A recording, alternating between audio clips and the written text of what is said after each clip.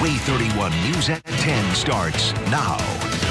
After nearly a year of waiting, the Huntsville Citizens Advisory Council released its findings into how the police responded to protests in June. At those protests, police used pepper spray and fired beanbags at protesters. The council determined that officers need more training when it comes to policing large crowds and demonstrators. Thanks for joining us tonight. I'm Lyndon Blake in for Dan Schaefer. And I'm Naja Sherman. We have been covering this story for you all day, and tonight we have team coverage on the findings and what they mean for the future of policing in North Alabama. We want to get started with Wave 31's Ashley Carter. She joins us live from downtown Huntsville. Ashley, tell us more about the findings the Huntsville Police Citizens Advisory Council released tonight. A need for training and communication within the police department were the two big key takeaways that were shared from the report tonight. The Advisory Council believes that the lack of both of these is what ultimately led to the chaos on June 3rd.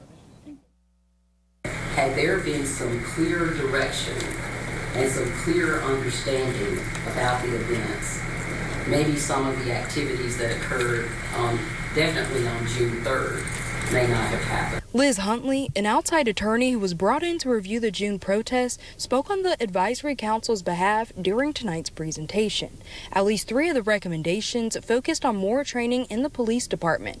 She said the body camera footage showed an obvious lack of it. There were actually HPD officers on their body camera that said, we weren't trained for this.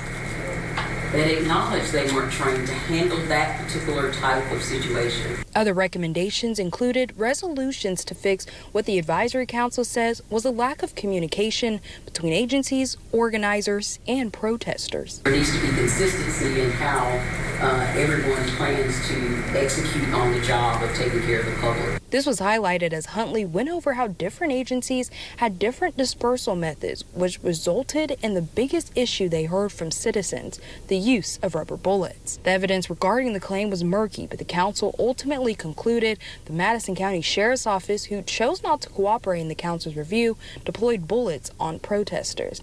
Though Police Chief Mark McMurray said his department did not use rubber bullets as a disbursement method, body camera footage from a former officer revealed someone from Huntsville Police did. It's clear that it's not Chief McMurray's position to use rubber bullets, but what may be unclear and what's our recommendation is that this is certainly creating a question about internal control.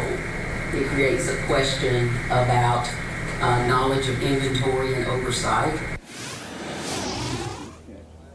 The entire 248-page report will be released to the public tonight, and the City Council is expected to meet next week on April 28th to have a broader discussion about this report and also how they'll work to implement some of these recommendations. Live in Huntsville, Ashley Carter, Wave 31 News. Our team coverage continues at Madison City Hall. People have been waiting for months to hear the council's findings. Wave 31's Alexis Scott spoke with some of those people who watched tonight's report in person. Alexis? The recommendation from an advisory council appointed by Huntsville City Council says any and every police department involved in last summer's protests needs to get more training across the board, and what they did they should not have done. Now, people who listen in tonight say they still feel uneasy because there's still some information that's unclear and the blame is all over the place. A whole different experience. Like, I can't go there without thinking or hearing the shots of tear gas canisters going off or rubber bullets or seeing the park filled with smoke. It was really a traumatizing night. Brendan Lewis was at the protest in Huntsville on June 1st and 3rd, and he told me he still can't get those images out of his head. And he's not alone. Just switch, all of a sudden there's tear gas, there's rubber bullets. And that, having lived in Huntsville all my life, I've never experienced anything like this in this town, and that was scary. The third-party advisory council investigated nearly 300 hours of body camera footage and countless interviews from those agencies involved. The recommendations were Huntsville Police, Madison County Sheriff's Office, and the City of Madison Police be better trained so these issues don't happen again. However, Lewis says more needs to be done.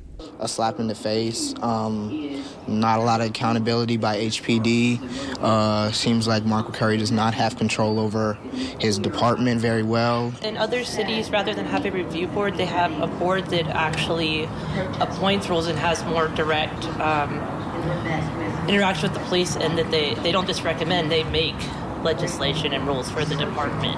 And if Huntsville could get to a place where they have something like that, I think we would have a lot more progress. Now, it's a little after 10 o'clock, and there's still some people here at the city council meeting, but almost everyone here tonight told me they hope that this actually sparks a change and it doesn't become just a slap on the wrist or an oversight. Reporting live in Huntsville, Alexis Scott with 31 News.